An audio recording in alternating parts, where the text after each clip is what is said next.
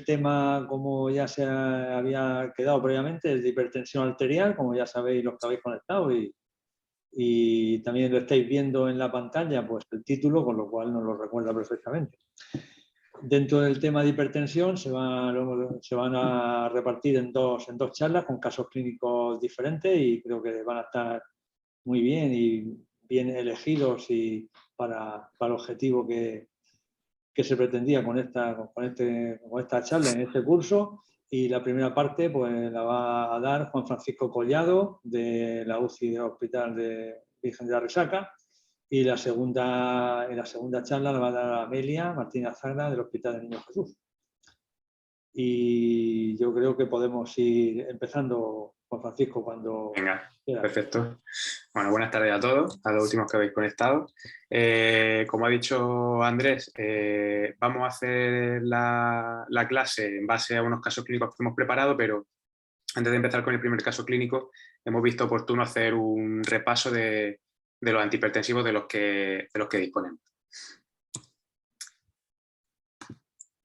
A modo de introducción, pues recordar que la presión arterial es la fuerza que ejerce la sangre sobre los vasos arteriales durante su circulación, y por lo tanto va a depender de dos factores, del flujo de sangre o gasto cardíaco y de las resistencias periféricas.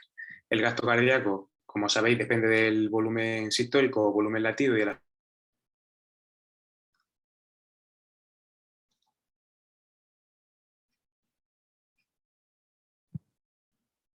fundamentalmente del calibre de los vasos, ya que según la ley de Poiseuille, pues las resistencias son inversamente proporcionales al radio, de tal forma que si el radio disminuye, la resistencia aumenta. En cuanto al control de la presión arterial, disponemos de dos mecanismos principalmente: un control rápido que depende del sistema nervioso autónomo y un control lento que depende fundamentalmente del riñón. El control rápido consiste en la respuesta que el centro cardiocirculatorio, que está en el tronco del encéfalo, ejerce en función de unas aferencias que recibe de distintos receptores, principalmente vasoreceptores aórticos y carotídeos, de tal forma que si lo que es el sistema nervioso simpático y la liberación de catecolaminas, y se va a inhibir el parasimpático. Esto va a provocar, por un lado, aumento de la frecuencia cardíaca y de la contractilidad por la estimulación de los receptores beta 1, y un aumento de las resistencias periféricas por estimulación de los receptores alfa 1. Esta vasoconstricción arterial a nivel renal va a producir una disminución del flujo sanguíneo, lo que va a estimular la liberación de renina, que, como sabéis, va a captar el angiotensinógeno, lo va a convertir en angiotensina 1, y esta angiotensina 1 va a ser convertida en angiotensina 2 por la enzima convertidora de la angiotensina. La angiotensina 2 es un vasoconstrictor muy potente que ejerce su efecto directamente sobre el vaso, pero también a nivel del sistema nervioso central, donde estimula el simpático y la liberación de hormona antidiurética, en las suprarrenales, donde va a estimular la liberación de catecolaminas a nivel medular y de aldosterona en la corteza, y directamente a nivel renal, favoreciendo la reabsorción de sodio y agua. Junto con la acción de la aldosterona y de la hormona antidiurética, va a aumentar la volemia y, por lo tanto, la precarga. Después de este breve recuerdo, pues he puesto esta diapositiva para que veáis los distintos grupos de fármacos antihipertensivos de los que disponemos, y vamos a ir repasando uno a uno y viendo los principales de cada grupo. En cuanto a los beta-bloqueantes, pues ejercen su efecto al antagonizar los receptores beta-1 cardíaco, y por lo tanto disminuye la frecuencia cardíaca, disminuye la contractilidad y por lo tanto el gasto cardíaco. Este efecto hipotensor se favorece porque a nivel renal tiene actividad hiporreninémica, y a nivel del sistema nervioso central atenúa la respuesta adrenérgica. En cuanto a los alfa-bloqueantes, pues lo que hacen es bloquear los receptores alfa-1 de los vasos, y por lo tanto producen vasodilatación y disminución de las resistencias periféricas. Dentro de estos grupos tenemos muchos fármacos. En cuanto a los beta-bloqueantes, pues tenemos por un lado los de primera generación o inespecíficos, como el propranolol, que aparte del bloqueo alfa-1 también bloquea los receptores beta-2, que son los responsables de los principales efectos secundarios, principalmente a nivel del músculo liso vascular, donde va a producir vasoconstricción periférica y por lo tanto va a atenuar un poco la respuesta hipotensora, y a nivel del músculo liso bronquial, donde va a producir broncoespasmo. También hay que destacar que producen alteraciones en el metabolismo de los hidratos de carbono y de los lípidos, por lo que actualmente han sido desplazados por los betabloqueantes de segunda generación o cardioselectivos, que tienen un efecto más específico sobre los receptores beta 1 y por lo tanto menos efectos secundarios. Dentro de este grupo destaca el atenolol, que además tiene una vida media más prolongada y por lo tanto permite una dosificación más cómoda comparada con el propranolol, y el esmolol, que tiene un inicio de acción muy rápido y una vida media muy corta, por lo que lo utilizamos en perfusión continua, fundamentalmente en el posoperatorio de cirugía cardíaca cuando hay taquicardia. Por último, dentro de los betabloqueantes hay que comentar aquellos que tienen también acción, bloquean también los receptores alfa, ejercen su efecto antihipertensivo porque bloquean los receptores alfa 1 y además no se produce taquicardia refleja porque están también bloqueados los receptores beta 1. Dentro de este grupo destacan el carvedilol y sobre todo el labetalol. El labetalol tiene más efecto alfa y por lo tanto es el que más se utiliza. Y el labetalol lo vamos a utilizar sobre todo vía intravenosa en perfusión continua en las crisis hipertensivas. De hecho, es uno de los fármacos de elección en la emergencia hipertensiva y también se puede utilizar vía oral. En cuanto a los efectos secundarios, destaca el broncoespasmo porque también bloquea los receptores beta 2, es un bloqueante beta inespecífico, al igual que el propanolol. La lesión hepatocelular y la hipotensión ortostática debido a que el bloqueo alfa 1 también produce alteración en el tono venoso. Todos los beta bloqueantes por su efecto secundario estarían contraindicados en la bradicardia grave, en el bloqueo AV de segundo grado o superior, en la insuficiencia cardíaca y en el asma moderada grave. En cuanto a los alfa bloqueantes, como hemos dicho, disminuye las resistencias periféricas por bloqueo de los receptores alfa 1 a nivel arterial y venoso. Hay que destacar que pueden producir hipotensión con la primera dosis, sobre todo la prazosina, que tiene un inicio de acción más rápido y una vida media más corta, por lo que solemos utilizar más o se suele utilizar más la doxazosina. Y por último, dentro de este grupo también tenemos el urapidilo, que tiene una vida media muy corta y que al igual que el esmolol, pues se suele utilizar en el postoperatorio de cirugía cardíaca porque es un antihipertensivo potente y que se puede... que es un antihipertensivo potente que, como tiene una vida media muy corta, pues se tiene que utilizar en perfusión continua y se puede modificar la dosis en función de la respuesta. En cuanto a los alfa-2 agonistas, ejercen su acción al disminuir la respuesta adrenérgica del sistema nervioso central y dentro de este grupo destaca fundamentalmente la clonidina, que produce disminución de las resistencias periféricas, de la contractilidad y de la frecuencia cardíaca, aunque es cierto que en hipertensión no suele utilizarse mucho y cuando lo utilizamos suele ser asociado a otros fármacos en caso de hipertensión resistente. Entre los efectos secundarios destacan principalmente la somnolencia y la hipertensión de rebote tras suspender el tratamiento.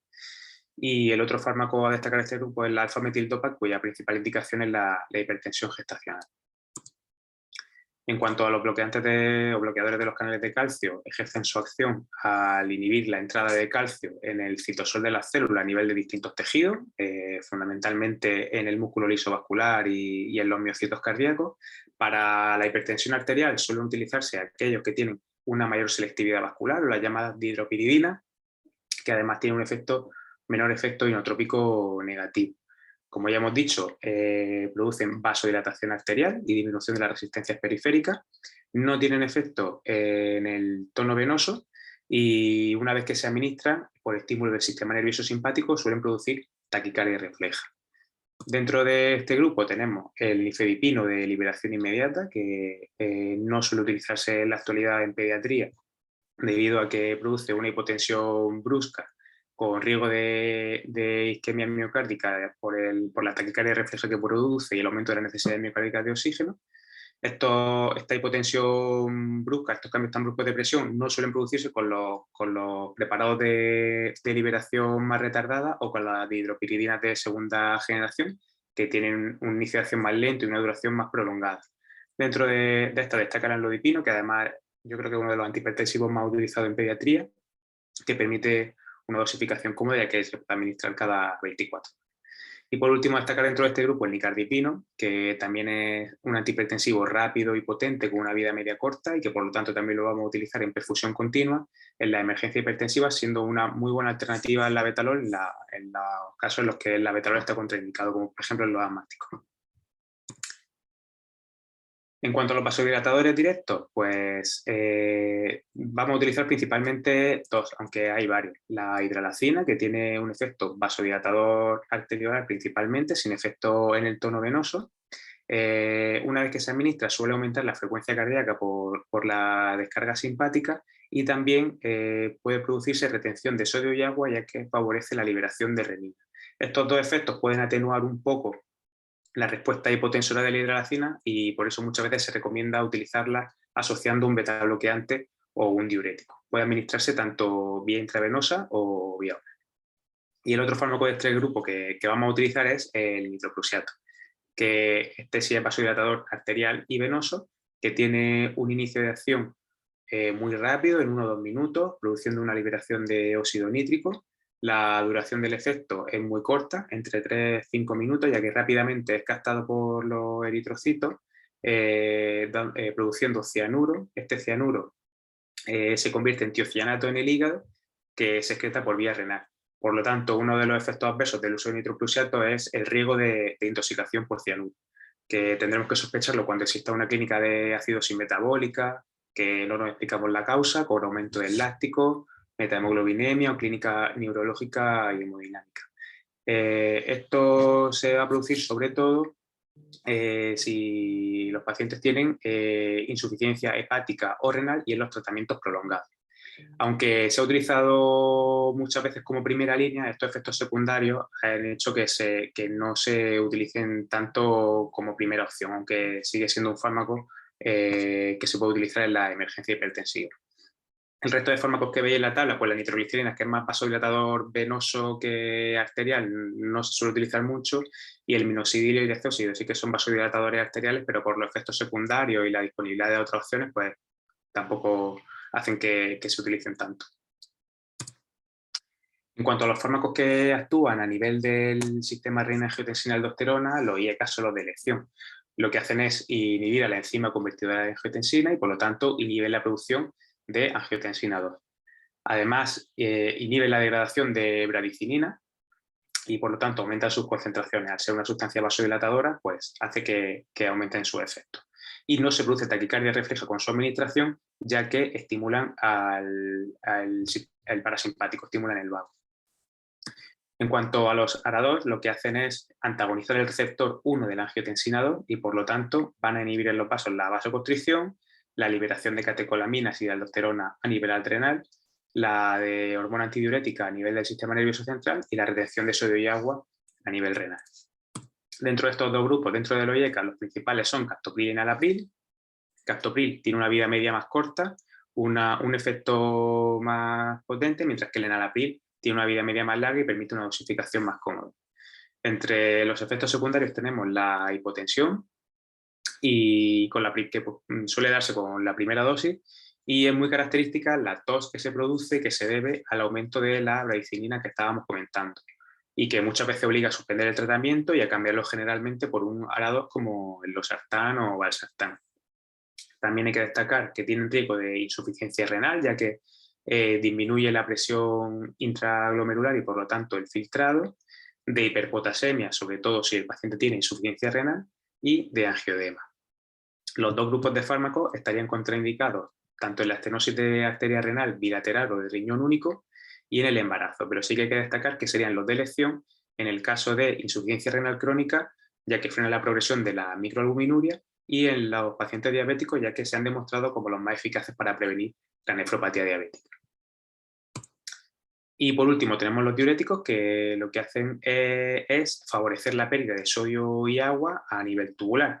No me voy a extender mucho en ello, los principales que se usan son la furosemida y la hidroclorotiazida, mientras que la espironolactona suele utilizarse asociado a alguno de los otros dos fármacos para disminuir el riesgo de hipopotasemia. Después de este pequeño repaso de antihipertensivos, vamos a ver el primer caso clínico. El caso sería el de una niña de 5 años que acude al servicio de urgencias por una clínica de cefalea y vómitos autolimitados de 2-3 meses de evolución.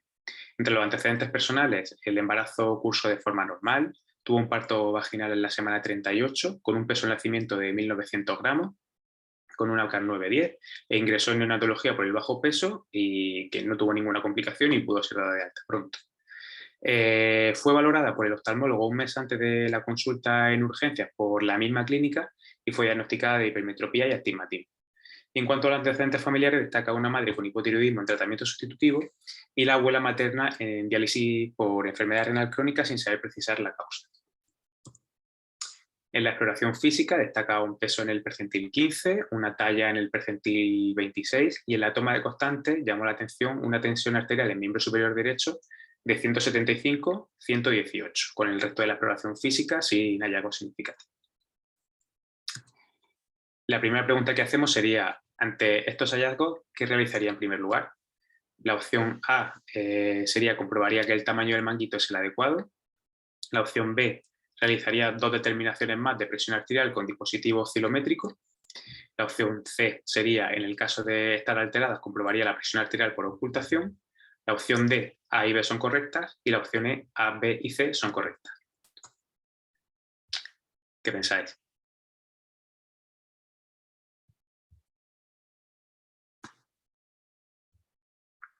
Sí, estoy abriendo el chat ahora, casi todos la E. Sí, en modo por menos las opciones.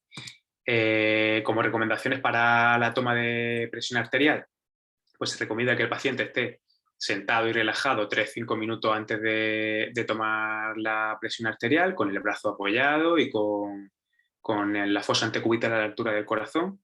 Hay que elegir un manguito del tamaño adecuado, ya que los manguitos pequeños pueden sobreestimar la presión arterial y viceversa. Y para elegir el manguito de tamaño adecuado se recomienda medir la circunferencia del brazo en su punto medio y elegir un manguito con un ancho que equivalga al 40% de esta medida y una longitud para cubrir el 100% del brazo.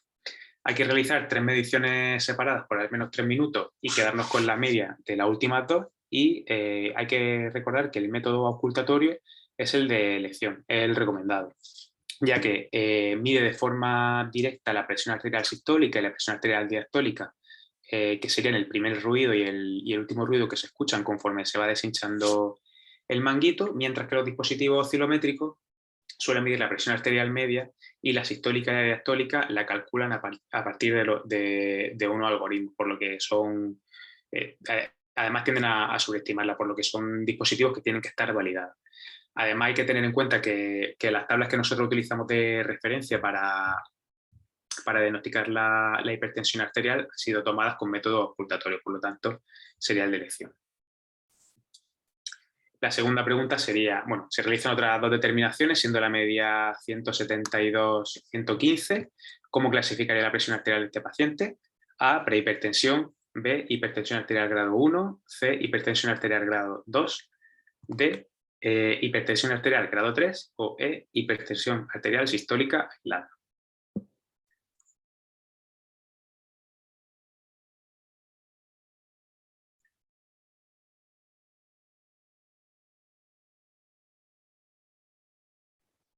Hay una C, una B. Hay una C, sí. ¿Alguien más contesta?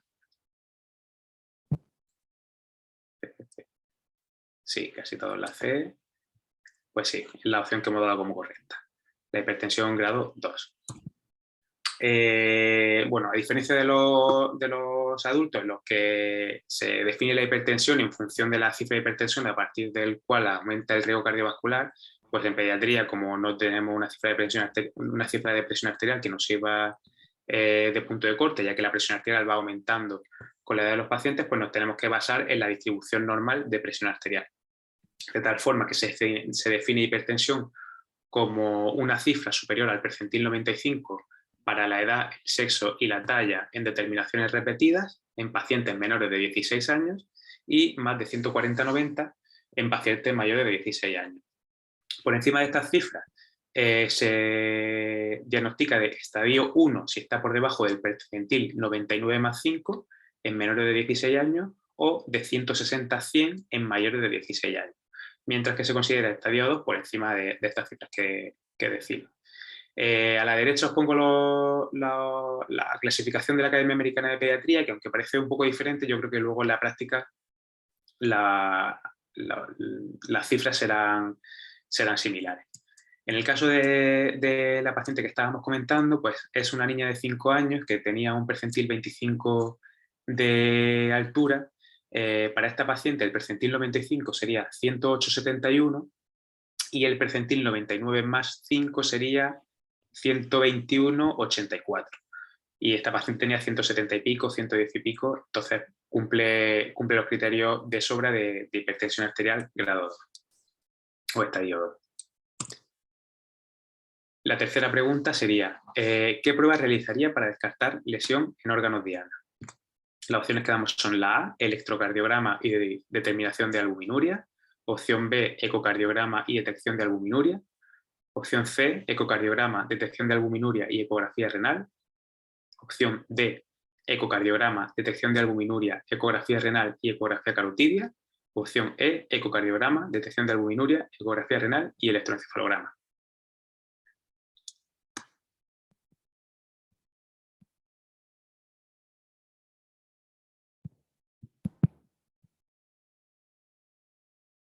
C, D, C, D.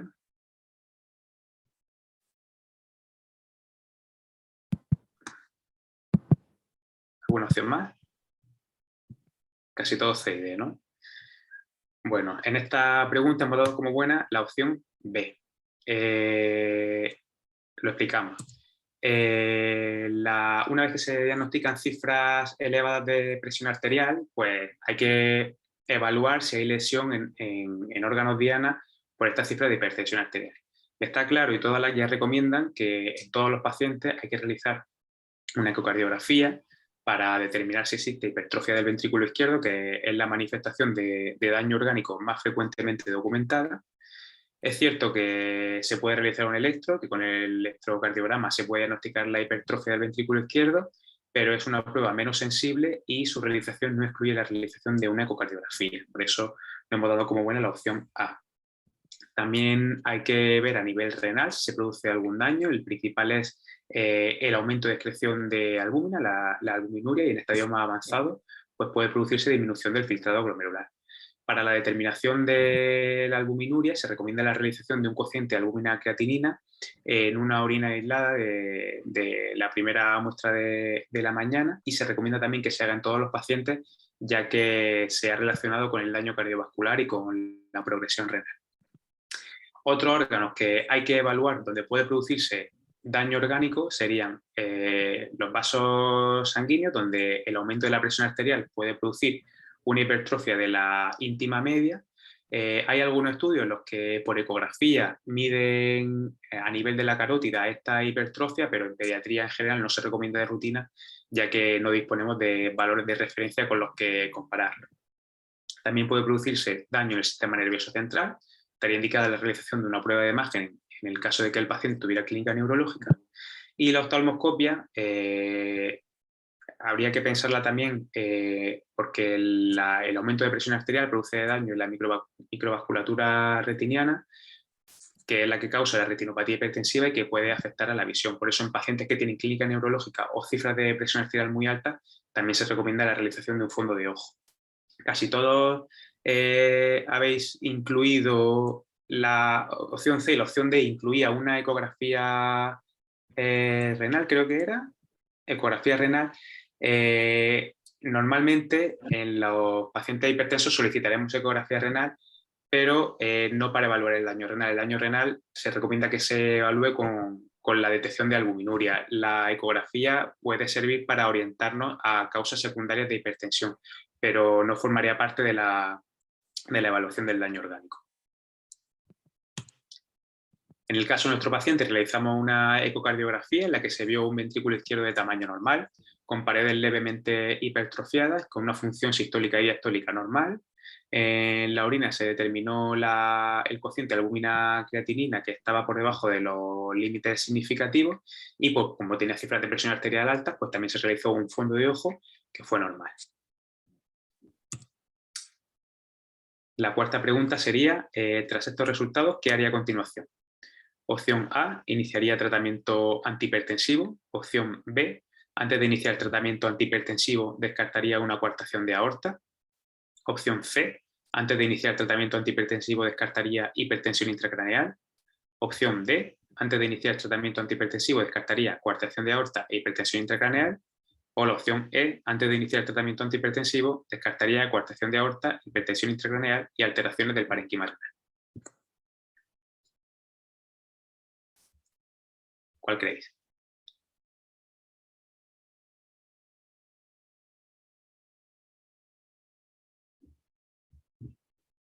Casi todos E y alguna D, ¿no? ¿Alguien más?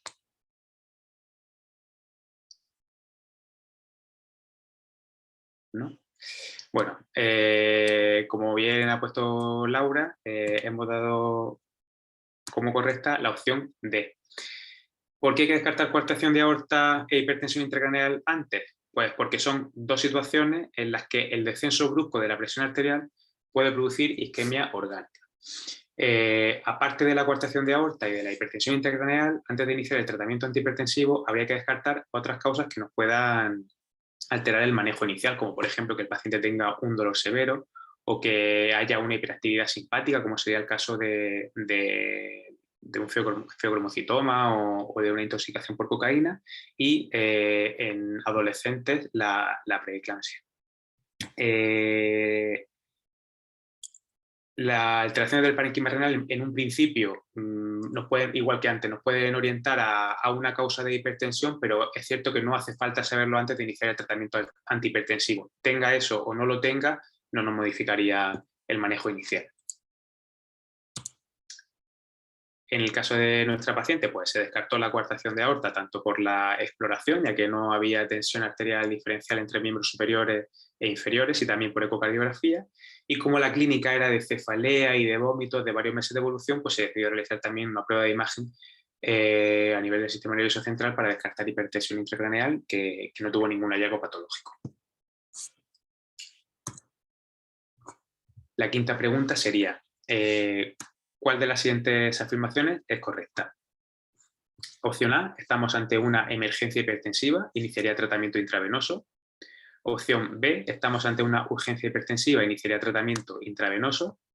Opción C, estamos ante una urgencia hipertensiva, iniciaría tratamiento vía oral. Opción D, estamos ante un paciente hipertenso que se encuentra estable. Antes de iniciar el tratamiento hay que avanzar en el diagnóstico etiológico y descartar causas secundarias. Y opción E, estamos ante un paciente estable, iniciaría tratamiento vía oral y le daría de alta con control por su pediatra. ¿Cuál creéis que es?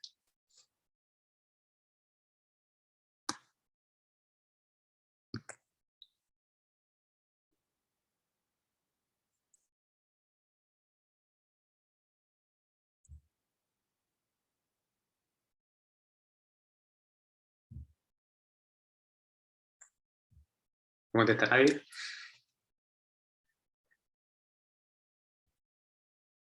B.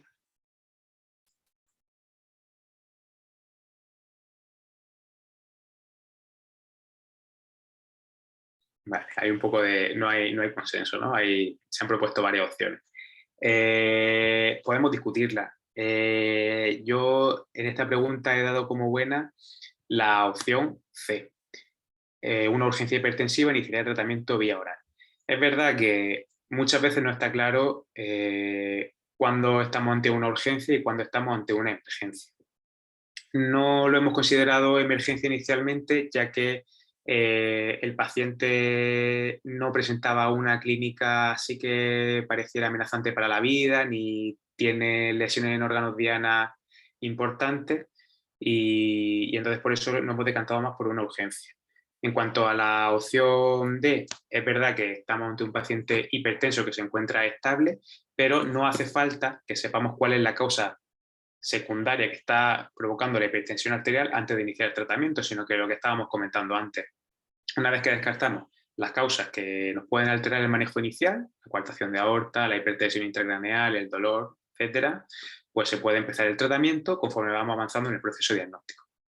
La opción es evidente que no, porque este paciente habría que ingresarlo para estudio, y entre la opción B y la opción C, la clave está en si la hipertensión arterial se ha producido o se ha instaurado de forma aguda o de forma crónica. En el caso de que se haya instaurado de forma aguda hay que disminuir más rápido la presión arterial, estaría indicado el tratamiento intravenoso. Si creemos que se ha instaurado de forma crónica, como creemos que es el caso de este paciente, porque tenía una clínica de tontorrona de cefalea y algún vómito, pero que llevaba 2 o 3 meses de evolución y el paciente lo estaba tolerando muy bien, pues si el paciente tolera la vía oral, puede iniciarse tratamiento oral, ¿vale? Aunque yo creo que sí que se puede probar también, que la opción B tampoco sería incorrecta, por ejemplo. En esta diapositiva he intentado resumir un poco lo que hemos estado viendo hasta ahora, ¿no? Ante un paciente que presenta un aumento agudo y severo de la presión arterial que está comprobada, lo primero que hay que ver es si el paciente tiene una clínica amenazante para la vida, como la encefalopatía hipertensiva, fallo cardíaco, enfermedad renal, o tiene daño en órgano diálisis. En el caso de que tenga alguna de estas situaciones, estaríamos ante una emergencia hipertensiva, y en el caso de que no, estaríamos ante una urgencia hipertensiva. Tras esto, lo primero que tenemos que hacer es ver situaciones que puedan alterar el manejo inicial, las que estábamos comentando antes: coartación de aorta, hipertensión intracraneal, dolor severo, hiperactividad simpática y preeclampsia o eclampsia. En el caso de que tenga alguna de estas situaciones, habrá que tratar la causa subyacente, y en el caso de que no tenga ninguna de estas, iniciaremos tratamiento. Iniciaremos tratamiento intravenoso en el caso de que la elevación de la presión arterial sea aguda, para que el descenso sea en horas, mientras que si la elevación de la presión arterial es crónica y el paciente tolera la vía oral, iniciaremos tratamiento vía oral para que este descenso de la presión arterial sea progresivo y se produzca en 2 o 3 días. En la urgencia hipertensiva, el objetivo que buscaremos será que la presión arterial del paciente descienda en torno al percentil 90, aunque es verdad que en los primeros días no hace falta que nos pongamos un objetivo tan marcado. En los primeros días quizás nos podemos conformar con descenderla hasta el percentil 95. La sexta pregunta sería: ¿cuál de las siguientes causas le parece menos probable en nuestra paciente? A, hipertensión arterial primaria; B, enfermedad del parénquima renal; C, enfermedad renovascular; D, enfermedad endocrinológica; o E, tumores.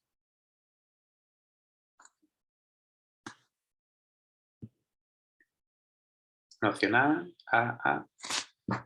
Sí, aquí parece que hay consenso, efectivamente. Lo menos probable es que se trate de una hipertensión primaria. Como norma general, los pacientes a menor edad, mayor probabilidad de que la hipertensión sea secundaria, sobre todo si los pacientes tienen menos de 6 años.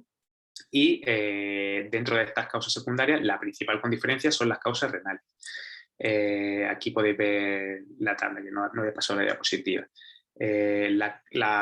Mientras que en los adolescentes la hipertensión primaria o la hipertensión esencial sí que va siendo más frecuente, sobre todo si los pacientes tienen antecedentes de hipertensión arterial familiar en padre o en abuelo, o si tienen sobrepeso u obesidad.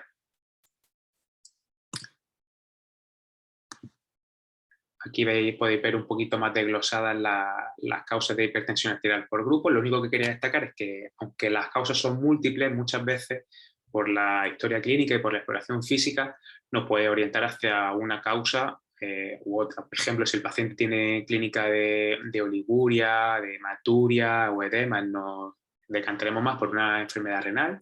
Si tiene antecedentes de faringitis, nos puede orientar hacia una glomerulonefritis, o si tiene antecedentes de diarrea, a lo mejor podemos pensar en un síndrome hemolítico urémico. La clínica neurológica nos va a orientar a hipertensión intracraneal, o la clínica de hiperactividad simpática, como las palpitaciones, la sudoración, la palidez, nos puede hacer pensar en un fibromucitoma, o si se acompaña, por ejemplo, de pérdida de peso, de bocio, de exoftalmos, a lo mejor nos hace decantarnos más por un hipertiroidismo, ¿vale? Y así con muchas de estas causas. En el caso o sea, una vez que hemos hecho una buena historia y una exploración física, pensaremos en cuáles son las pruebas que solicitaríamos en primer lugar. Y en este caso preguntamos cuál de las que proponemos a continuación nos solicitaría en nuestra paciente. La opción A es hemograma, bioquímica con glucosa, electrolitos, función renal, colesterol y triglicéridos. Opción B, análisis de orina. Opción C, actividad de renina plasmática y aldosterona. Opción D, ecografía tiroidea. Y opción E, ecografía abdominal con Doppler renal.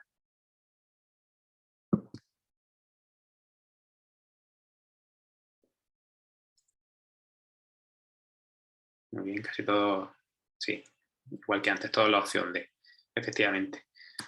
La ecografía tiroidea, en principio, no la solicitaríamos en nuestra paciente. Parece lógico que analítica de sangre y de orina pediríamos en todos los pacientes, y en el caso de la paciente que estamos viendo ahora, la historia y la exploración no nos orientan hacia ninguna causa concreta, entonces parece oportuno, lo primero, descartar las causas renales y renovasculares, ya que son las más frecuentes, y para ello pues la renina, la aldosterona y la ecografía con Doppler renal pues parecen pruebas más indicadas que una ecografía tiroidea.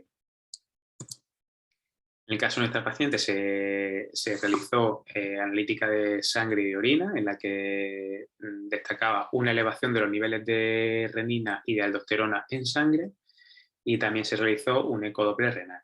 En el Doppler renal pues se pudo ver que, bueno, en el ecodoppler renal se pudo ver que el riñón derecho estaba ligeramente aumentado de tamaño con un Doppler dentro de límites normales, mientras que el riñón izquierdo era mucho más pequeño, menos de la mitad, con un flujo intrarrenal enlentecido.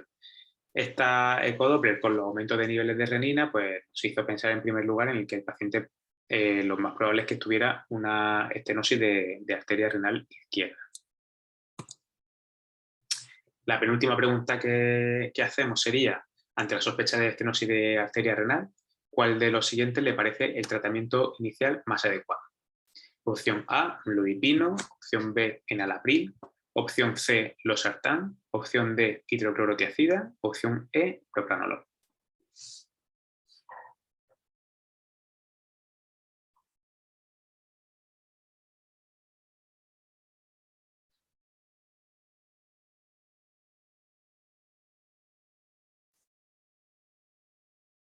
¿Qué pensáis?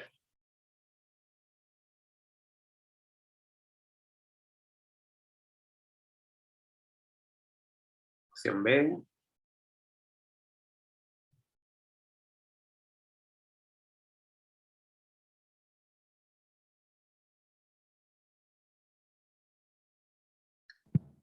A. Vale. Parece que entre la B y la A, ¿no? Al final, la elección de un tratamiento o de otro pues va a depender fundamentalmente de la experiencia que tenga cada médico que prescriba, de las contraindicaciones y de las contraindicaciones de los fármacos. Nosotros, o yo aquí he dado por buena la opción A, amlodipino, aunque es verdad que no me parece que tampoco sea una respuesta cerrada. Aunque es cierto que no es una contraindicación absoluta porque es una estenosis unilateral, los IECA y los ARA2 se podrían utilizar. Lo que pasa es que como pueden disminuir el flujo sanguíneo renal, pues tampoco me parecían los más indicados de entrada. Pero que ya os digo que no sería una contraindicación. Como tampoco estamos ante un paciente con sobrecarga de volumen, la opción D tampoco parece la más adecuada de entrada, y en el caso de querer elegir un beta bloqueante, pues ya hemos visto antes que el propranolol no sería la mejor opción. Tenemos otras opciones disponibles que son mejores, por eso he dado como buena la opción A, el amlodipino. ¿Vale? Aunque ya os digo que no tiene por qué ser la única opción, ¿vale? Para confirmar la sospecha se solicitó una AngioTAC de arterias renales, que podéis ver aquí un corte que he sacado. Se puede ver que el riñón izquierdo tiene una ecoestructura normal, sin quistes, y sale una arteria renal izquierda, que sería esto que sale por aquí, que tiene una morfología filiforme y un calibre mucho más pequeño comparado con la arteria renal derecha. De hecho, miden 1,4 milímetros en esta arteria y 3 milímetros en la derecha.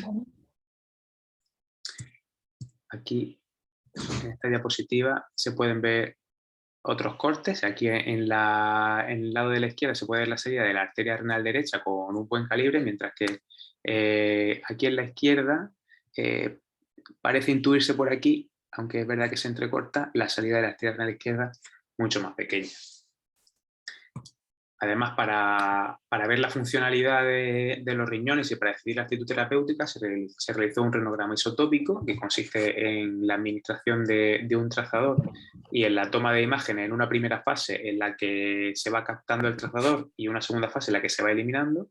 En esta pantalla podéis ver la primera fase en la que se ve cómo el riñón derecho va captando trazador desde las primeras imágenes, cada vez se ve más oscuro, digamos, mientras que el riñón izquierdo no se ve de forma clara, es decir, está hipoperfundido. Aquí se puede ver la segunda fase como el aclarado del trazador por el riñón derecho también es adecuado. Por último, también la prueba nos aporta una gráfica en la que se compara la funcionalidad del riñón derecho, que se puede ver representada por la curva verde, comparada con la del riñón izquierdo, que se puede ver aquí en la curva, bueno, en la línea plana roja, aquí abajo, y le calculan una funcionalidad al riñón izquierdo del 2,8% de la funcionalidad renal global, por lo que se considera prácticamente un riñón anulado. La última pregunta que hacemos de este caso sería, a pesar de la optimización de amlodipino, no se consiguen controlar las cifras de presión arterial. ¿Qué antihipertensivo de los siguientes asociaría? Opción A, nifedipino. Opción B, labetalol. Opción C, furosemida. Opción D, prazosin. Opción E, diazoxina.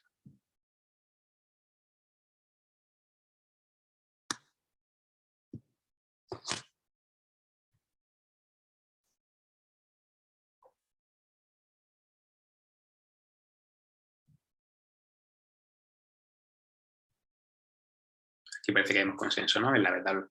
Efectivamente, lo más adecuado parece elegir labetalol. Aquí pongo esta figura en la que nos puede ayudar el tema de la asociación de fármacos antihipertensivos. Como ya estamos con un fármaco que es antagonista del calcio, no parece adecuado añadir nifedipino, sino que habría que utilizar un fármaco que tenga un mecanismo de acción diferente. Los de elección serían IECA y ARA2, que en este caso hemos dicho que quizás los reservaríamos. Los diuréticos, que no creemos que sean de los fármacos más adecuados porque no hay sobrecarga de volumen, y entonces nos quedan los betabloqueantes. Y dentro de los betabloqueantes, pues efectivamente yo creo que con el que más experiencia tenemos, uno de los más efectivos, es el labetalol. Y ya por último, comentar la evolución del caso clínico. Se descartó la realización de cateterismo terapéutico en esa arteria renal izquierda, dada la gravedad de la estenosis y la anulación funcional del riñón izquierdo. Se dio de alta al paciente y se fue siguiendo en consulta de nefrología, detectándose cifras elevadas de presión arterial que precisaban seguir aumentando la dosis de estos fármacos antihipertensivos para mantenerlo en nuestro objetivo, y en las revisiones sucesivas se vio viendo que el paciente desarrolló proteinuria y que fue elevando las cifras de creatinina, por lo que al final se decidió realizar una nefrectomía izquierda. Tras su realización, que fue sin incidencia, pues el paciente mejoró claramente las cifras de presión arterial y actualmente se encuentra en fase de descender progresivamente los fármacos que se instauraron. Y eso es todo. Muchas gracias.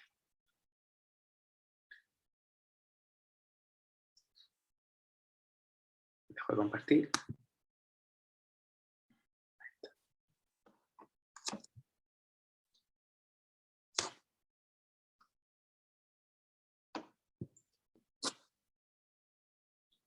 Muchas gracias, Juan Francisco. A vosotros. No sé si alguien quiere hacer algún comentario, alguna pregunta ahora, o luego hacemos los comentarios y preguntas juntos al final. No. Vale. ¿Veis mi pantalla? Sí, la vemos.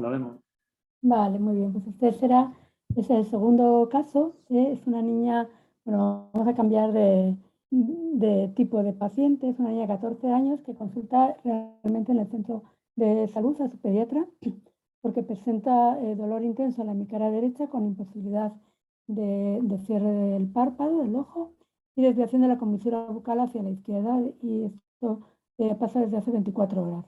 No tiene fiebre, no tiene cefalea y en la exploración neurológica no muestra otras alteraciones.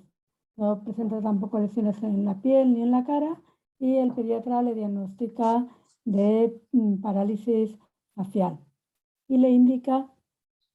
Ay, no me pasa la diapositiva. No pasa, ¿no? No lo estáis viendo. A ver, un momento. Un momento porque no me pasa. Prueba a dejar de compartir y comparte otra vez la pantalla, a ver si... Voy a hacer eso.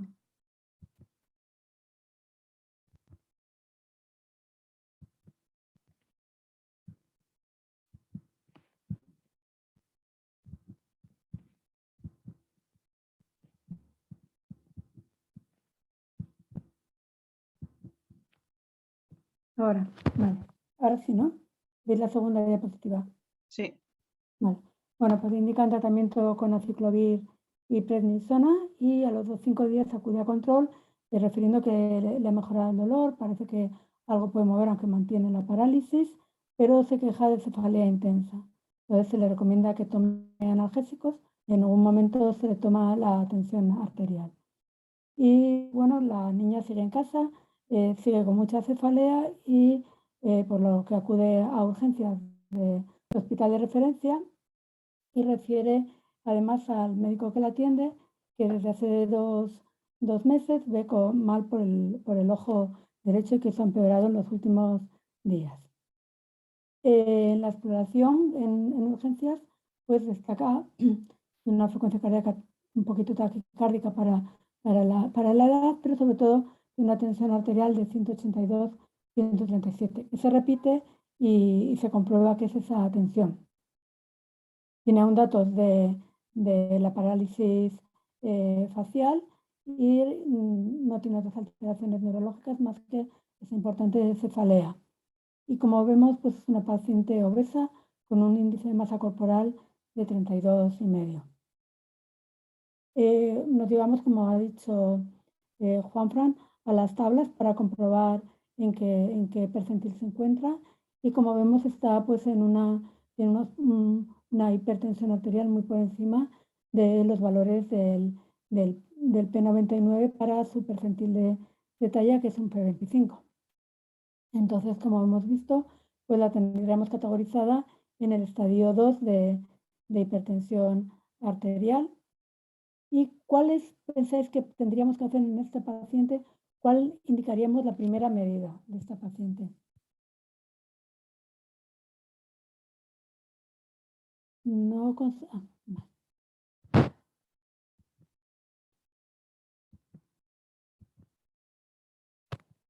Bueno, como vais diciendo, pues realmente la que dimos como válida es realizar un TAC, ¿no? Es una niña que tiene clínica neurológica y lo que ya nos ha dicho Juanfran, que lo primero que tenemos que hacer en esta paciente es realizar, o sea, descartar que no tenga una patología en el sistema nervioso central que sea la causa o que tenga que ver con su hipertensión.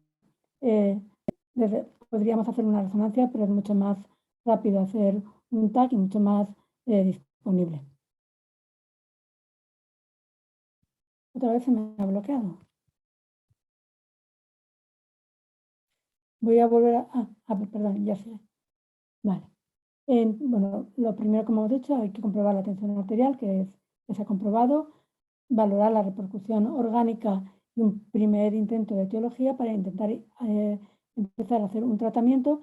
En este caso, que esta paciente tiene afectación de órgano diana con unos datos de encefalopatía hipertensiva, no parece que esté en riesgo de su vida inmediato, pero sí que tiene unos datos neurológicos como la cefalea, las alteraciones visuales con la visión borrosa y afectación de pares craneales, con afectación del facial, que es el que más frecuentemente se afecta, lo cual nos va a indicar que esta paciente va a necesitar un tratamiento rápido para bajar esa presión arterial.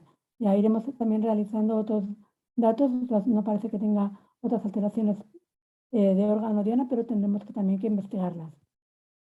Como digo, al tener esa afectación de un órgano diana, como en este caso es el cerebro, pues estaríamos ante una emergencia hipertensiva y nos va a exigir pues bajar la presión arterial de modo inmediato, aunque no más del 25% de lo que queramos bajar en 8 horas.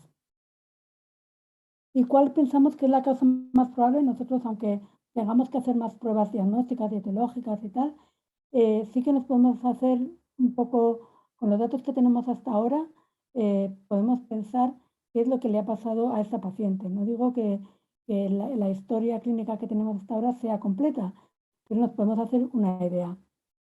A ver qué pensáis vosotros.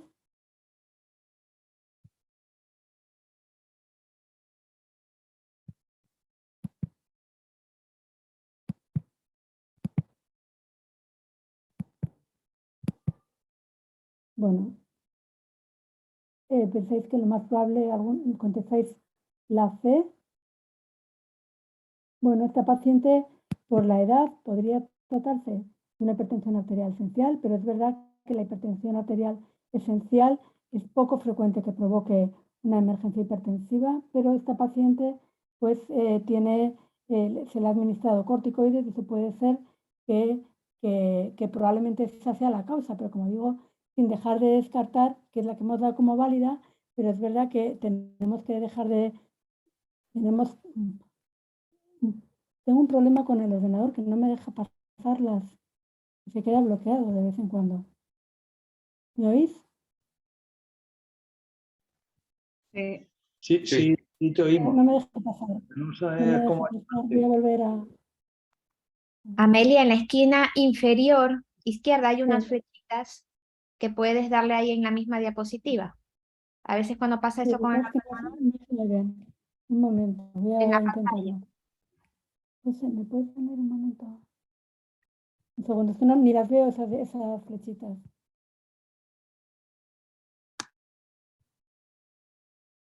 A ver.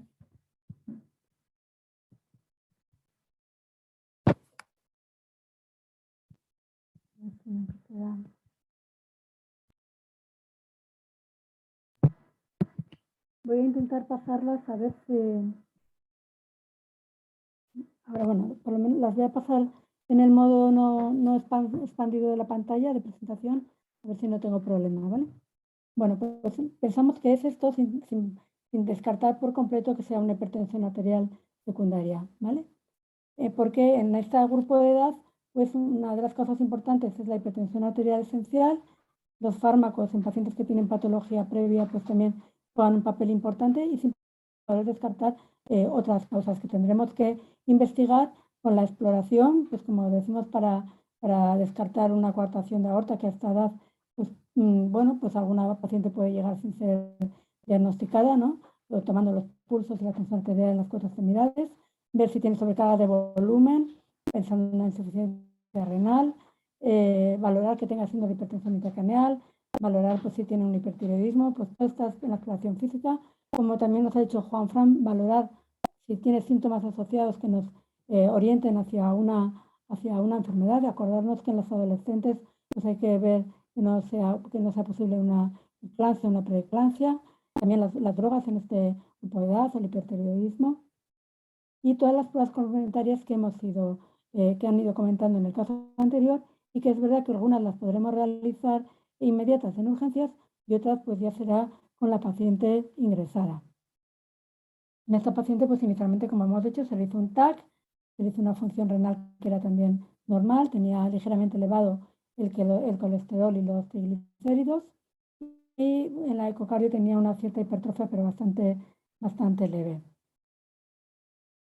Bueno, ante esta paciente, que no nos hemos quedado de momento con que podría ser una hipertensión arterial esencial agravada con un tratamiento con corticoides, porque hasta ahora no hemos visto ningún dato etiológico que nos diga que hay otra causa. ¿Qué es lo que haríamos? La ingresamos en planta porque no parece tener ningún hallazgo e iniciamos tratamiento oral. La ingresamos en la UCI con tratamiento oral. En la UCI, pero con perfusión continua de nicardipino y monitorización no invasiva de la tensión arterial. Ingresaría en la UCI con la betalol en perfusión continua y con una arteria para monitorizar de forma invasiva la tensión.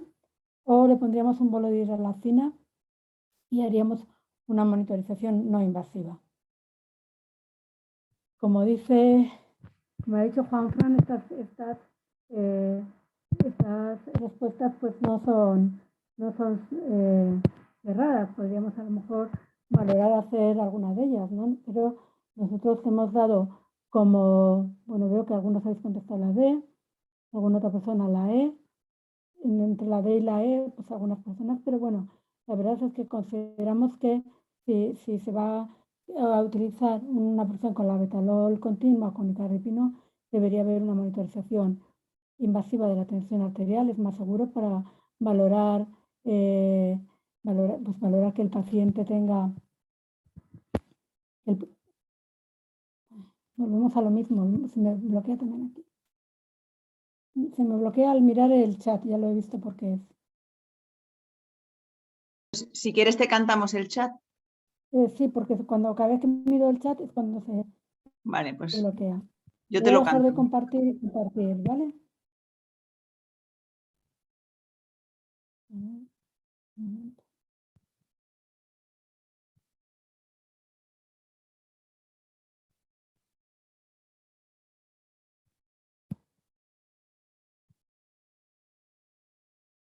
Bueno, pues la que hemos dado buena es la D.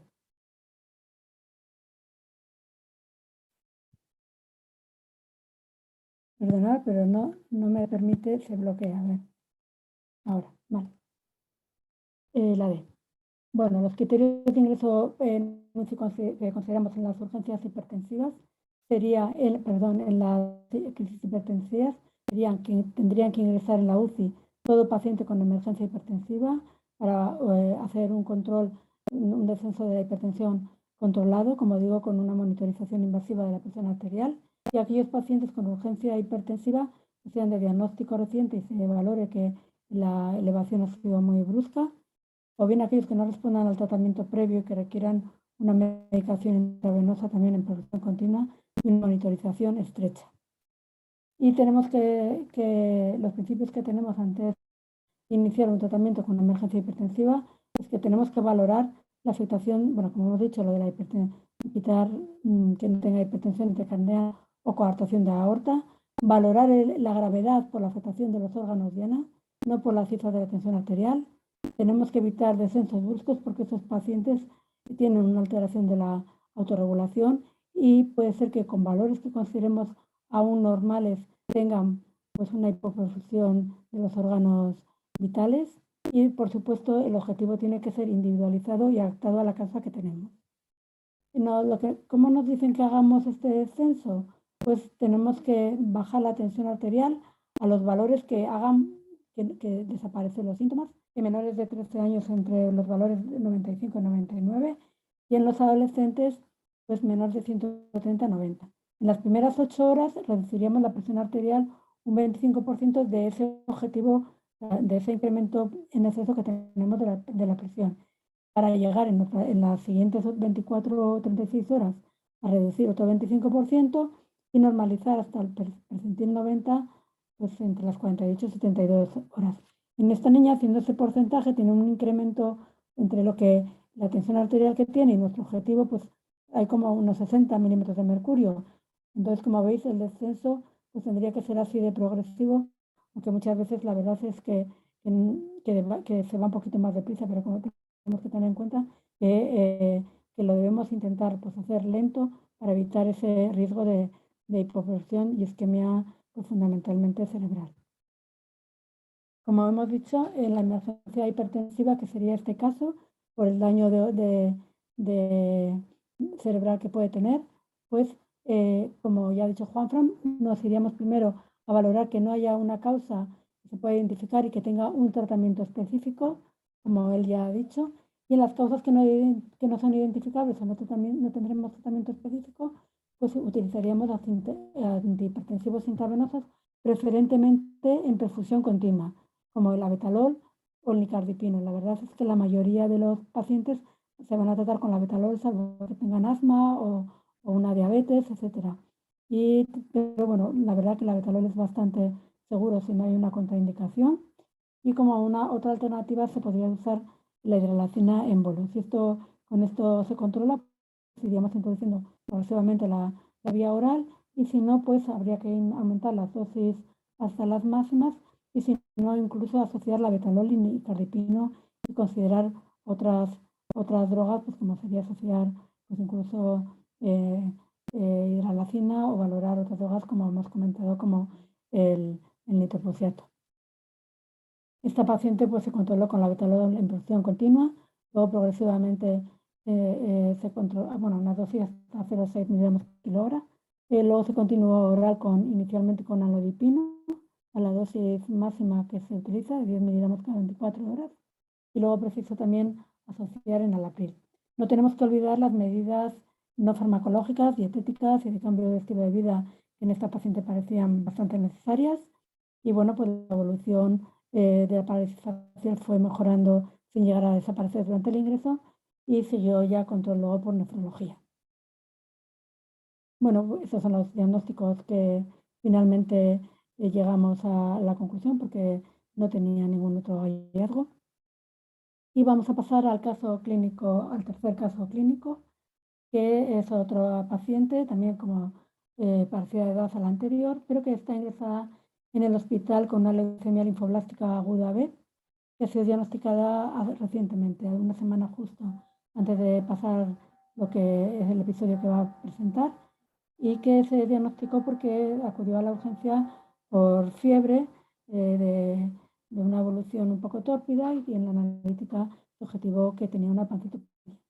Se ingresó en oncología y llevaba 5 días con el tratamiento, incluido corticoides a 60 miligramos metro cuadrado. Las últimas 24-48 horas había presentado un balance positivo de 1,5 litros y tenía una tensión arterial registrada en torno al percentil 90, por lo que le habían recibido una dosis de furosemida.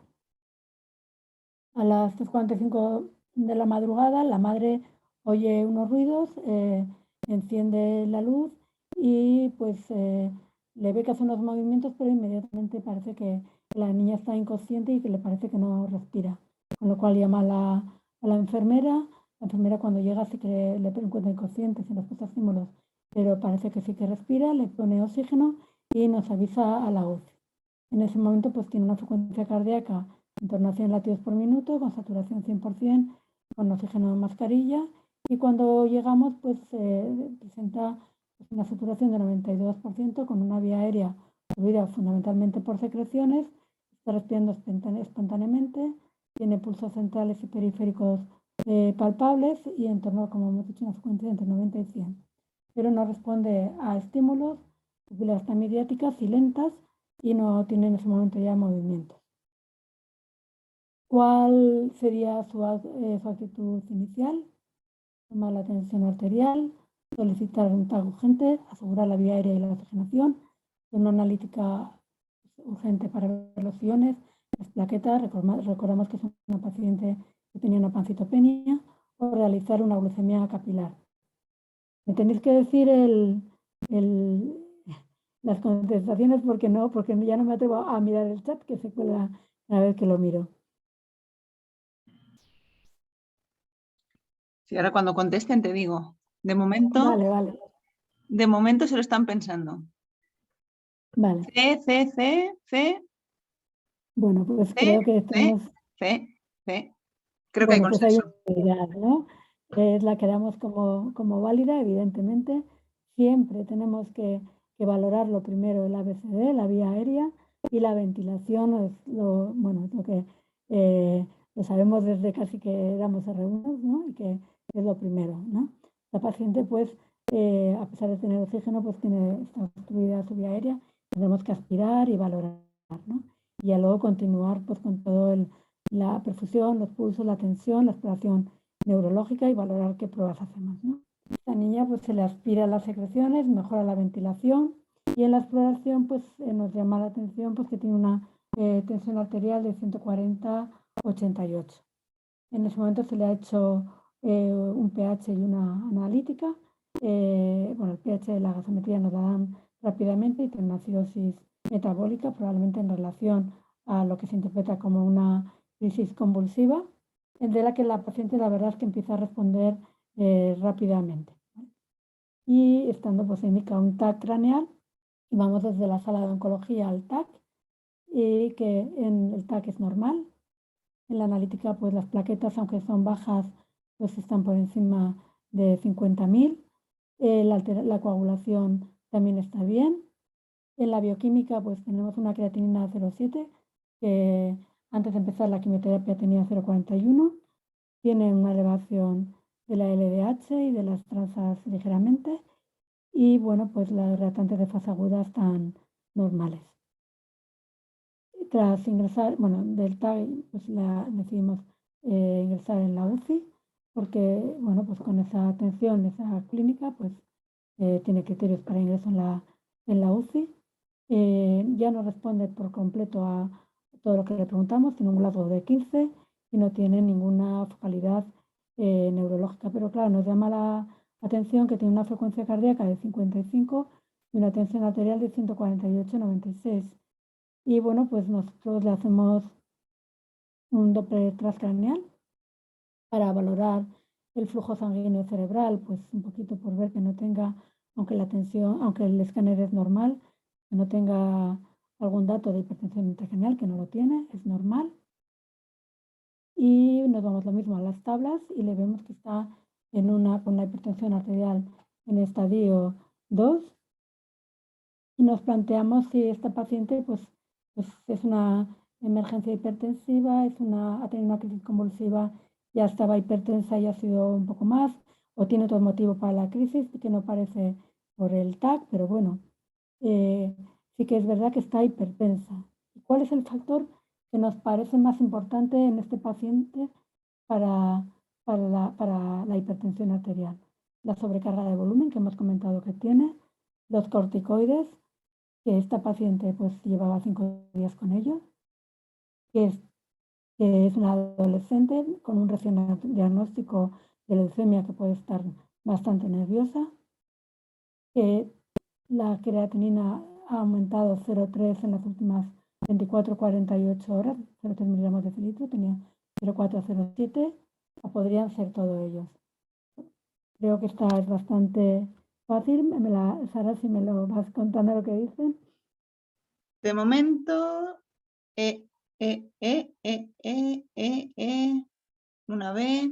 Bueno, está claro que todos esos factores probablemente estén contribuyendo a la hipertensión arterial de este paciente, ¿no? Porque es verdad que todos pueden generar o pueden agravar una hipertensión arterial. En este momento, como digo, la paciente la tenemos sin clínica neurológica. Ha tenido esa convulsión, pero ya no tiene pero está con un Glasgow 15, nerviosa, pero sin focalidad. ¿Y cuál de estos tratamientos le parece el menos indicado? El abetalol en perfusión continua, nicardipino en perfusión continua, hidralacina intravenosa en bolo, furosemida o captopril oral. Esta también, pues como comentaba Juanfran, puede generar un poco de conflicto. Bueno, pues parece que no genera mucho conflicto porque hemos dado por buena la E. Es verdad que no sabemos si esa crisis hipertensiva, aunque la paciente clínicamente ahora está bien, no sabemos si esa crisis es una manifestación de una encefalopatía hipertensiva o un proceso relacionado con ello, ¿no? Y vemos cómo, bueno, pero a este paciente realmente, que necesitaría un tratamiento intravenoso. Bien, como hemos dicho, con una perfusión de nicardipina o labetalol, o le podríamos poner un bolo de labetalol. Como hemos dicho que tiene sobrecarga de líquidos, pues podríamos asociar también furosemida. La paciente, aquí en este momento, esta es la gráfica de la UCI, se le pone un bolo de hidralacina y vemos cómo va descendiendo la presión arterial y también se le puso una dosis de Seguryl, les tengo que decir. Y posteriormente pues, se empezó el tratamiento oral con la nalodipina. Entonces, en las primeras horas se controló con la hidralacina más el nalodipino y como veis aquí, ya por la tarde, esta es la gráfica al día siguiente, pues unas tensiones un poquito más controladas. Sin embargo, a las 2 de la mañana de la madrugada de la noche siguiente, la paciente se despierta bruscamente con una cefalea muy intensa, no tiene déficit neurológicos, pero tiene una tensión arterial de 157/102. En ese momento, pues lo más rápido para nosotros es administrarle un bolo de hidralacina intravenosa, pero ya estábamos pues preparando la perfusión del abetalol, pensando pues que la van a necesitar y con un descenso van a necesitar mayor medicación. Y como con esa cefalea intensa se asocia además un bolo de cloruro mórfico. Eso hace que descienda la presión arterial y no se llega a iniciar la perfusión del abetalol. Y bueno, nos estamos ya planteando si esta paciente tiene algo más específico que una crisis hipertensiva y nos planteamos qué podemos hacer más para el diagnóstico de esta paciente.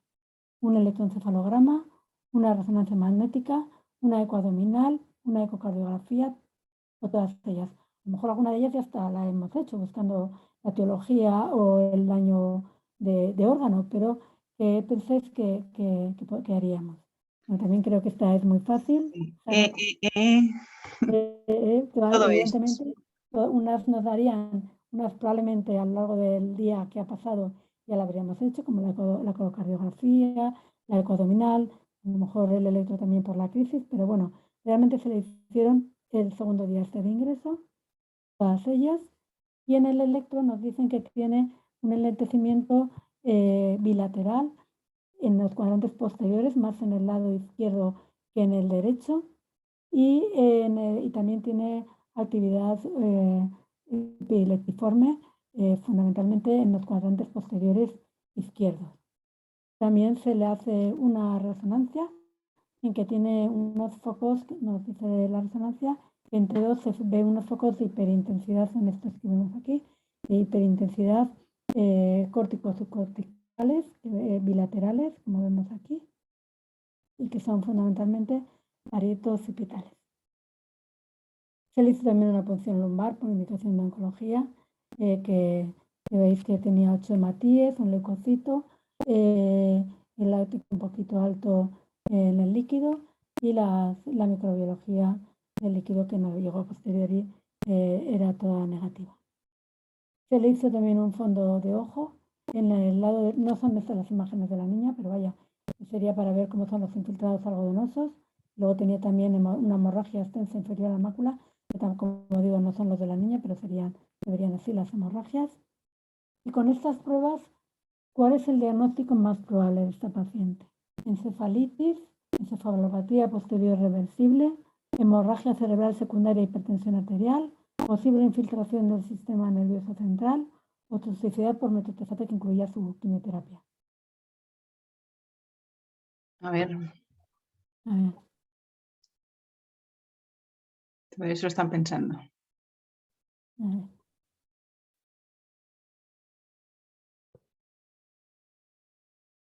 A ver, es una paciente. Todos estos diagnósticos podrían entrar en un Una D, diagnóstico. tenemos una D, tenemos. Una D. Una B, Una B. D de dedo, B de Barcelona, B de Barcelona, B. Bueno, en esta paciente, todas estas patologías podrían entrar inicialmente en el diagnóstico diferencial, ¿no? Es una paciente que tiene una leucemia, que tiene una crisis convulsiva y con hipertensión arterial y que vemos esas imágenes de hiperintensidad en la resonancia.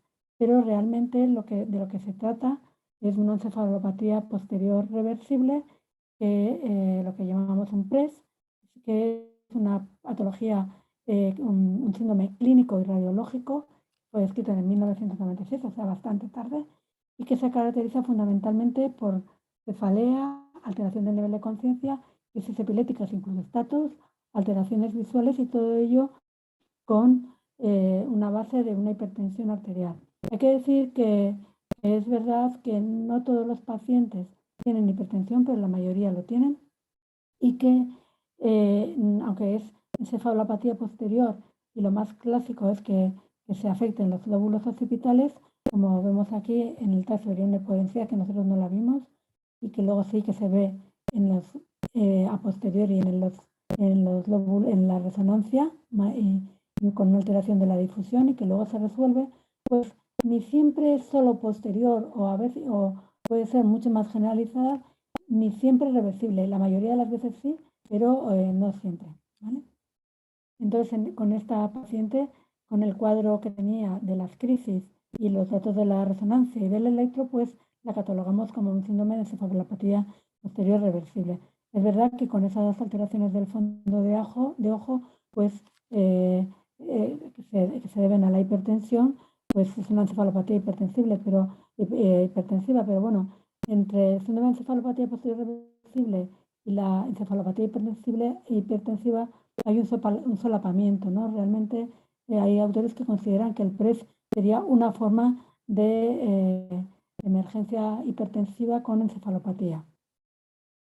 Y bueno, hay una serie de factores asociados que van a provocar esta patología, como es la hipertensión arterial, los fármacos inmunosupresores y citostáticos, pues toda esta lista que está aquí, fundamentalmente pues se ha descrito asociado a ciclosporina y a tacrolimus. Pero como veis hay otros muchos factores que esta niña había recibido, como citarabina, como metotrexate, bueno, y luego también está también la insuficiencia renal, que con la sobrecarga de volumen también se ha visto asociada a esta patología. La fisiopatología es porque la hipertensión arterial va tan elevada, va a provocar una pérdida de la autorregulación con una hiperperfusión, pero no solamente va a pasar esto, sino que además se asocia un daño endotelial que con esa hiperperfusión va a generar un edema fundamentalmente, como digo, se afecta más los lóbulos occipitales, pero que puede ser a nivel del todo del cerebro, ¿no? Ese daño endotelial pues, se puede producir por citotóxicos, por alteraciones metabólicas como pueden ser la uremia, la hipermagnesemia y también por la propia hipertensión arterial. Y entonces, ¿en qué patologías lo vamos a ver esto? Pues se ve frecuentemente en los pacientes oncológicos, fundamentalmente en los hematológicos, también se ven los trasplantes de médula ósea con tratamiento inmunosupresor, en aquellas enfermedades renales que van a cursar con hipertensión arterial, como la glomerulonefritis, el hemolítico urémico también podría asociarse, en enfermedades autoinmunes que reciben tratamiento con inmunosupresor y que además pueden tener vasculitis, en la anemia falciforme también, incluso en la sepsis, aunque no tengan muchas veces hipertensión. Como vemos, como decía antes, que el diagnóstico se basa en la clínica y en la sospecha clínica, que hay que sospecharlo, y se confirma por la resonancia, pero como vemos, pues no todo, en esta serie todos los pacientes tenían crisis, pero no en todas las series. En general, pues en un 80% de los pacientes con esta patología van a tener crisis.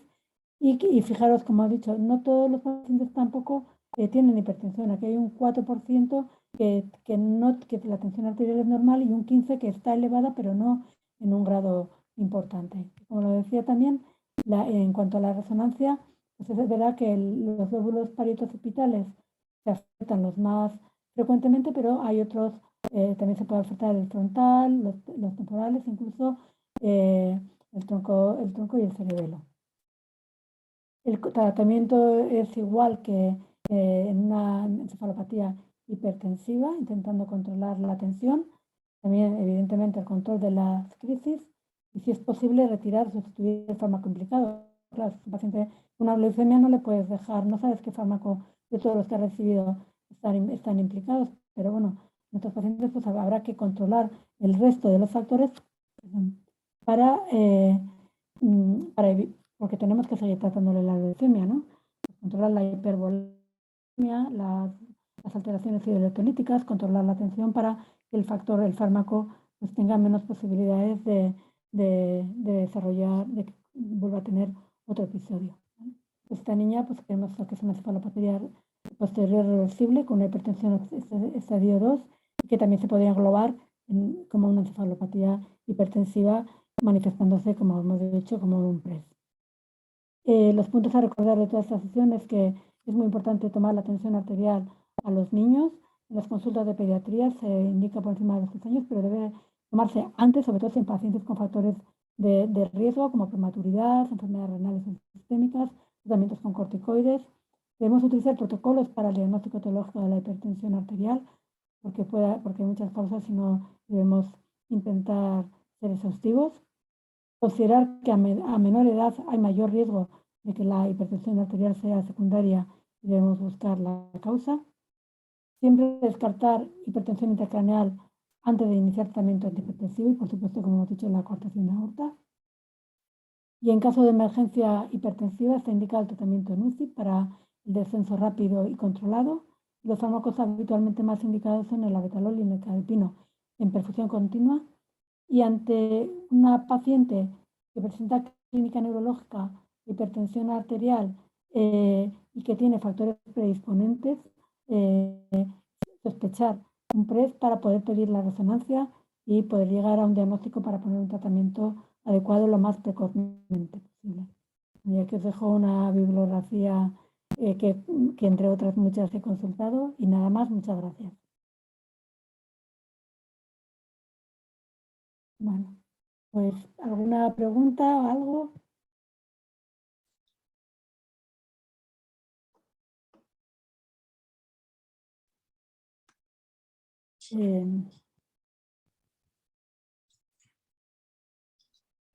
Muchas gracias, Amelia. A ver, No sé, supongo que habrá pregunto si tienen preguntas preguntas la gente, si algún comentario.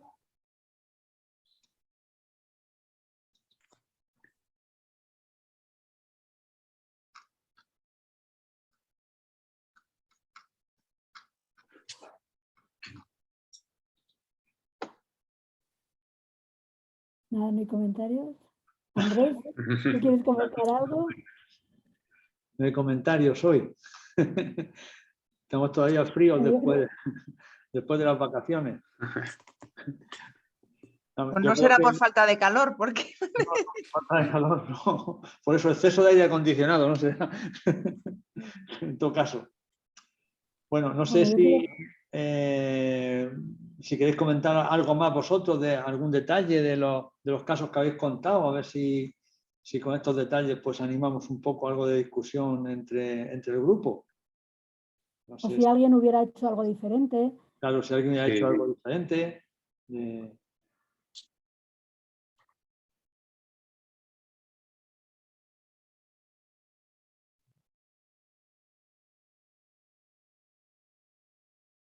Nada. Yo os quería hacer una pregunta.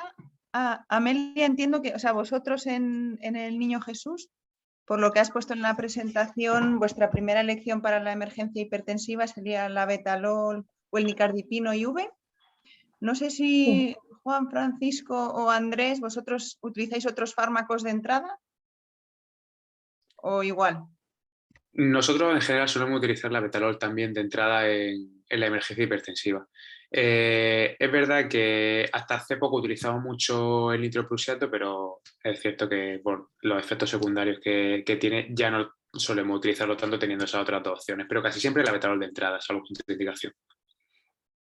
Nosotros la verdad es que prácticamente usamos eso, la Betalol intravenoso. Es verdad que en algunas, o sea, en producción continua, es verdad que en algunas revisiones que he hecho, que he leído y demás, porque también muchas veces, pues si estás en la planta y demás, en la planta y el paciente tiene clínica importante, pues a veces la hidralacina es lo que más a mano tienes y lo más, y entonces muchas veces, pues entre que se prepara la perfusión y demás, pues también podría estar indicado un bolo de hidralacina, pero bueno, generalmente no es, si es una emergencia hipertensiva como tal, no suele ser suficiente y tenemos que poner la Betalol en producción continua. Yo realmente el nicardipino, que se utiliza fundamentalmente más, parece ser, en lactantes, en niños más pequeños y demás, pues solamente la he utilizado una vez en la que la Betalol, a pesar de subir a dosis máximas, no fue eficaz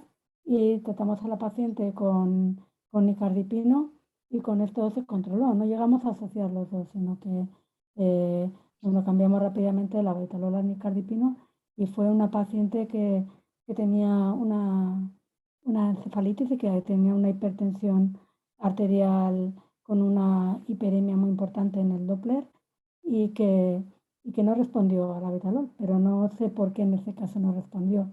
Pero bueno, entre uno y otro sí que habitualmente se consiguen controlar. Sí, yo creo que la Betalol es que la gran mayoría de los casos es el que mejor controla y con más seguridad a la mayoría de los pacientes. Y a veces sí que es necesario asociarle a algún otro, pero el Betalol quizás sea el más seguro para la gran mayoría de ellos. No, aunque se pone en perfusión continua, acordarse que su efecto, su inicio de efecto, no es como inmediato al poner, ¿sabes? Que a veces hay que poner un pequeño bolo, que también se puede poner en bolos, y el efecto es como un poco más gradual a partir de unos minutos. O sea, que no es como de un efecto tan inmediato, por ejemplo, como si pones el Molol o otro fármaco que inmediatamente ya tienes el efecto. Este es un poco, digamos que no es tan inmediato. Ni los cambios que hagan en la perfusión son tan rápidos como los que ves con una catecolamina, por ejemplo, o con nitroprusiato. ¿Sabes? No son, los cambios no son tan agudos, ¿vale? Por lo cual también tienes ahí como unos minutos, eso hay que acordarse para no, cuando hagas un cambio, tanto para subir como para bajar, no lo vas a ver de forma tan inmediata, sino hay que mirarlo al cabo de unos minutos.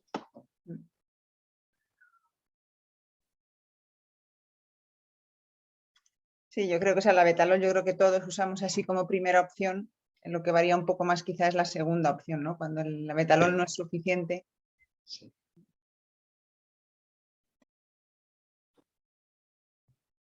¿O te aparecen efectos secundarios no sé, asociados al labetalol, como puede ser un broncoespasmo en alguien que sea asmático y justo le vaya a dar broncoespasmo asociado con el fármaco, ¿no? En ese caso, en esas circunstancias, pues mejor tienes que cambiarlo, ¿no? a atenolol, a uno que no tenga efecto beta bloqueante. Beta 2, perdón.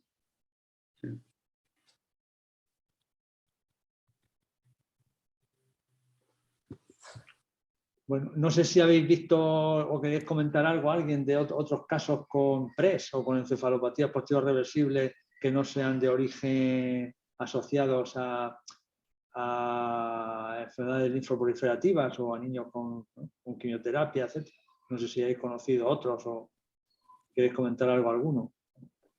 Yo vi el primer caso de PRES que yo vi, que realmente fue cuando me enteré que existía esta enfermedad, fue ya hace bastantes años, pero un paciente con una anemia falciforme que también se asocia y que el paciente lo que debutó es con ceguera y con un estatus epiléptico, ¿no? Y bueno, pues la verdad es que ese paciente, por suerte, bueno, que la mayoría son reversibles, por suerte ese paciente pues revirtió, pero fue muy llamativo la ceguera, que otros casos que yo he visto pues asocian eso de las crisis o la cefalea importante, pero como tal ceguera que también se describe, no lo he vuelto a ver.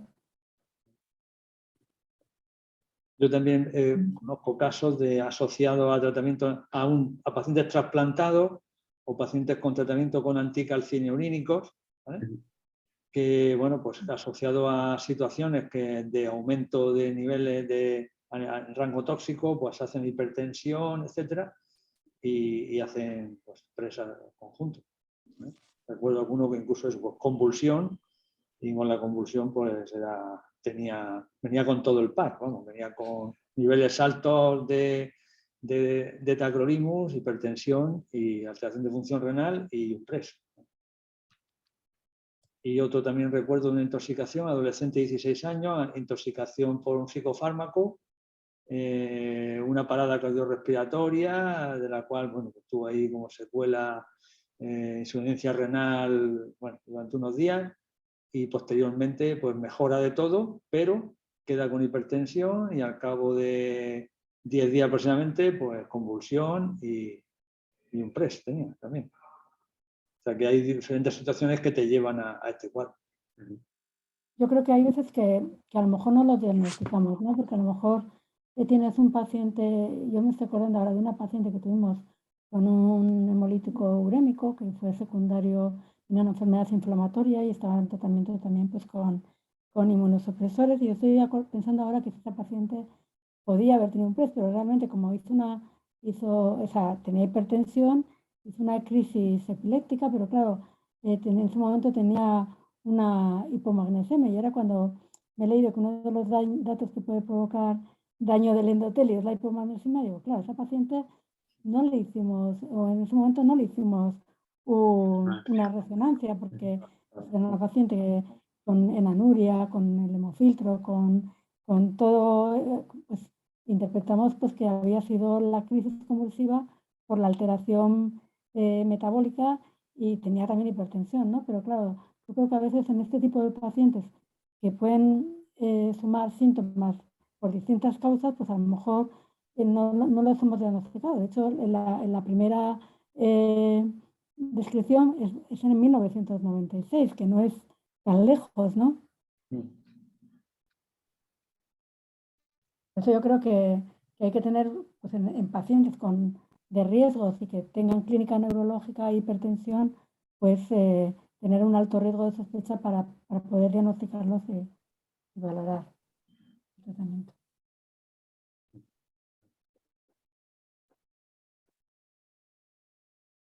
Bueno, no sé si alguien de los alumnos, de los oyentes, pues quiere preguntar algo o comentar alguna cosa. Podéis abrir el micrófono y expresaros libremente, no hace falta que lo escribáis.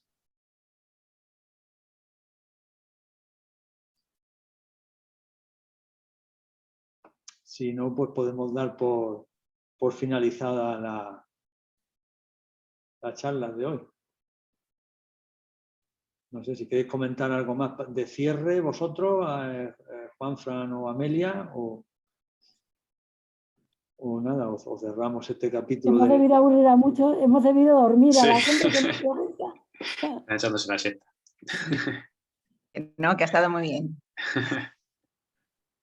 Sí, yo creo que ha estado muy bien, creo, y además creo que ha sido un poco diferente a otros temas en los cuales pues, los niños que se han presentado, los casos que se han presentado aquí son niños que han llegado, digamos, por una patología concreta inicial y que, bueno, que al final no han sido, digamos, niños que estaban en un estado muy grave debido a complicaciones multiorgánicas y entre ellas afectación de la tensión sino que creo que bueno, pues, han estado más bien dirigidos para el objetivo, digamos, de esta charla, ¿no? y de este tema, con lo cual nos permite pues, hacer una aproximación diagnóstica más dirigida que con otro niño con un cuadro, pues, digamos, de afectación multiorgánica ya en estado pues mucho más grave y probablemente multietiológico, ¿no?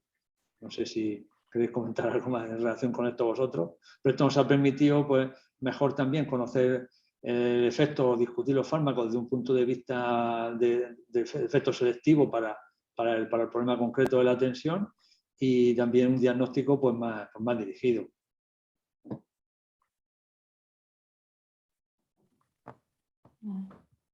Bueno, pues dejamos ya, ¿no? Sí, ya podemos darla por concluida y nada, muchas gracias a todos y como ya sabéis, si alguien luego en diferido pues va a ver la charla, pues el formulario de las preguntas, pues como siempre tenéis que descargarlo aparte, ¿vale? Y nada, pues Bueno, Muchas gracias. hasta luego. hasta luego. Adiós. Buena tarde.